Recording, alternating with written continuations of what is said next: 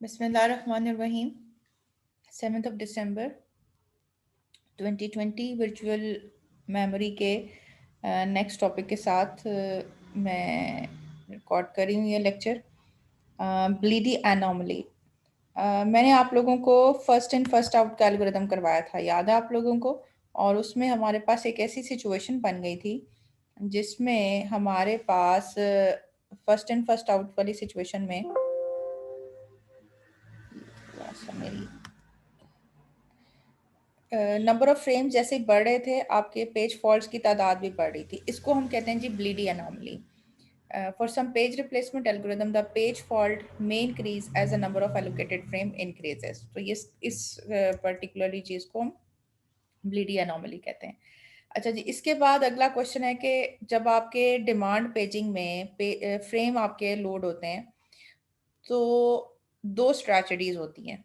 एक होता है कि जी जब आपको आपकी डिमांड पेजिंग याद है आपको, सेकेंडरी स्टोरेज से मेन मेमोरी में लोड होने को हम डिमांड पेजिंग कहते हैं। अब जब आपकी मेन मेमोरी में कोई जो है प्रोसेस लोड हो रहा है तो उसके दो तरीके होते हैं।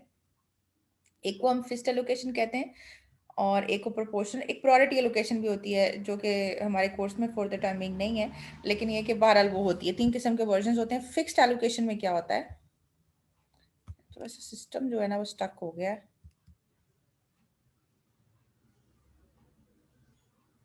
एक मिनट में देखूं इसको। मैं चाह रही थी कि जरा हाइलाइटर मेरा ऑन हो जाता। अच्छा जी, वो हाइलाइटर में ये था कि आपका ये एक तो आपका जी फिक्स एलोकेशन है ये आपकी, और प्रोपोर्शनल एलोकेशन भी है। अच्छा जी, फिक्स्ड एलोकेशन का हम करते हैं कि जी let us suppose number of free frames जो है ना वो आपके पास 64 है। ये न्यूमेरिकल से मैं समझाती हूँ तो आपको ज़्यादा समझ आएगा। तीन प्रोसेसेस हैं, ठीक है। पहले प्रोसेस में 10 पेजेस हैं, दूसरे में 40 हैं, 127 पेजेस जो हैं वो तीसरे प्रोसेस में। अब चूंकि हमारे पास तीन प्रोसेस हैं, फिक्स्ड एलोकेशन है, 64 को हम स्ट्रेट फॉरवर्डली 3 से डिवाइड करते हैं। इसका जो है फ्लोर फंक्शन लेते हैं तो ये तकरीबन जो है ना 21 बन जाता है, और हम हर प्रोसेस को 21 दे देते हैं। अब आप देखो पेज वन को 21 की जरूरत नहीं है ही 10 पेजेस, तो 11 पेजेस आपके ज़ाया हो जाएंगे। 40 वाले को 21 चले गुजारा हो जाएगा। 127 के लिए 21 के अंदर काम करना काफ़ी मुश्किल हो जाएगा। तो फिक्स्ड एलोकेशन की कुछ प्रॉब्लम्स हैं। इसके मुकाबले में हमारे पास एक और टेक्निक है जिसे हम कहते हैं जी प्रोपोर्शनल एलोकेशन। इसमें हम कहते हैं कि जितना बड़ा प्रोसेस होगा उसके हिसाब से ही हम जो है ना उसको नंबर ऑफ फ्रेम्स एलोकेट करेंगे। उसका तरीका ये होता है कि हम क्या करते हैं, हम इन सबका टोटल कर लेते हैं। जब आप इन सबका टोटल करते हो तो आपके पास क्या आएगा जी, मैं पेन को ऑन कर लेती हूँ जी और आप लोगों को थोड़ा सा गाइड कर देती हूँ। आप जब इसको टोटल करोगे तो आपके पास 10 ये बेसिकली आपके पास 7,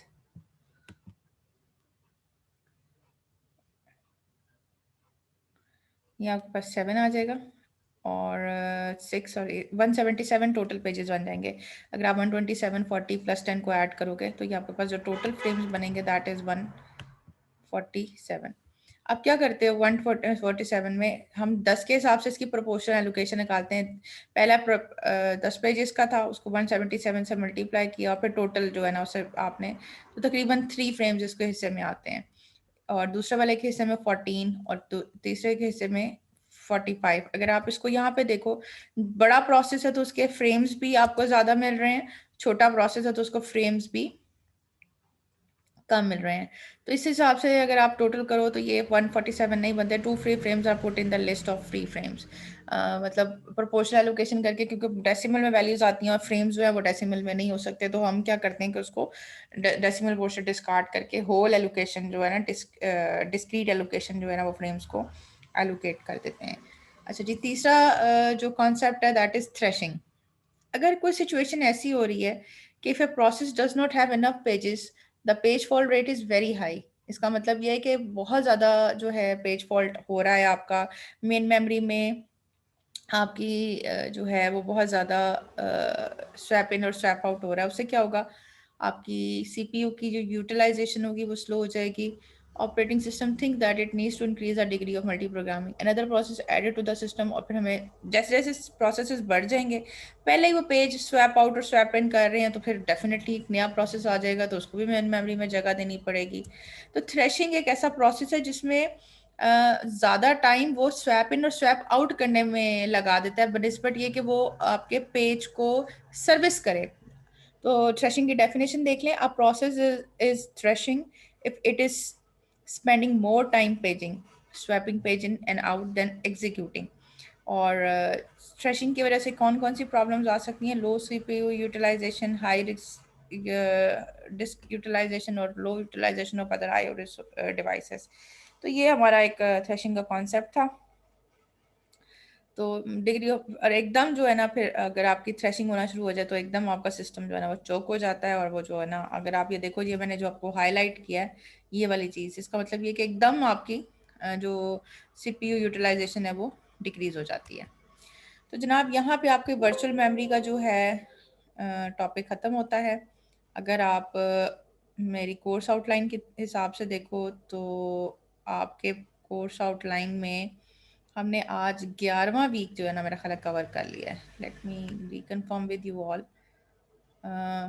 यस, अगर मैं इस चीज़ को हाईलाइट करूं तो ये 9, ये आपका जो है ना ये वाला सारा पोर्शन ये हम जो है ना कवर कर चुके हैं।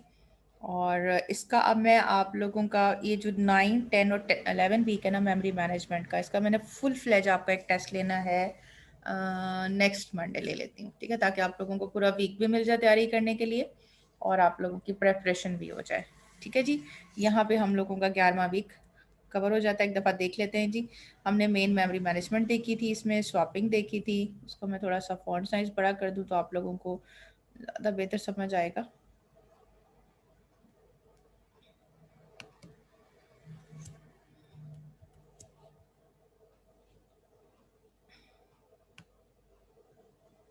ठीक है जी, मेन मेमोरी मैनेजमेंट देखी, फिर स्वैपिंग देखी, फिर कंटीजियस मेमोरी एलोकेशन जिसमें फिर नॉन कंटीजियस में पेजिंग और सेगमेंटेशन को देखा। फिर वर्चुअल मेमोरी का मेन कॉन्सेप्ट देखा, डिमांड पेजिंग, 5 किस्म के हमने पेज रिप्लेसमेंट एल्गोरिदम किए, जिनमें मैंने 4 तो करवा दिए थे, मोस्ट फ्रिक्वेंटली यूज्ड आप लोगों पे छोड़ा है। एलोकेशन ऑफ फ्रेम्स में हमने अब ये भी देखा कि फिक्स भी होती है और प्रोपोर्शनल भी होती है। और then there is a concept of thrashing जिसमें ज़्यादा काम पेज इन और पेज आउट करने में लग जाता है बजाय इसके कि पेज को सर्विस किया जाए। तो यहाँ पे जनाब हमारा मेन मेमोरी का टेक्निकल टॉपिक जो है वो यहाँ पे ख़त्म होता है। अब आगे जो है ना जो जो वीक रह गए हैं वो बहुत इस लिहाज से आसान है कि एक एक वीक में जो है ना इंशाल्लाह एक एक लेक्चर में ये सब चीज़ें कवर हो जाएंगी। तो आई विल ट्राई कि मैं 15 दिसंबर से पहले पहले आप लोगों को ये चीज़ें जो है ना वाइंड अप करवा दूँ। मैं देख लेती हूँ कि एग्जामिनेशन पॉइंट ऑफ व्यू से जो चीज़ें, जैसे मुझे मैंने बहुत दफ़ा देखा है कि ये सेकेंडरी स्टोरेज जो है ना, इसका अब आगे किसी का ना लिंक नहीं है। तो जो सेकेंडरी स्टोरेज है वो फिर हम पहले कर लें या मैं देख लेती हूँ कि जो एग्जामिनेशन पॉइंट ऑफ व्यू से थोड़े क्वेश्चन ज़्यादा आए हैं, जैसे सेकेंडरी स्टोरेज का जो है ना डिस्क स्केजुलिंग की काफ़ी ज़्यादा टॉपिक जो है ना, इसकी न्यूमेरिकल जो है ना वो आते हैं। तो ऐसे टॉपिक जो कि एग्जामिनेशन पॉइंट ऑफ व्यू से थोड़े से इंपॉर्टेंट है वो वीक पहले कर लेते हैं। अदरवाइज करवाना तो मैंने सारा सिलेबस ही आप लोगों को। चलें जी, यहाँ पे वाइंड अप करते हैं। Hope you will enjoy your lecture और इंशाल्लाह हम टेस्ट देंगे इसका 14 दिसंबर को। Take good care of yourself. अल्लाह हाफ़िज़।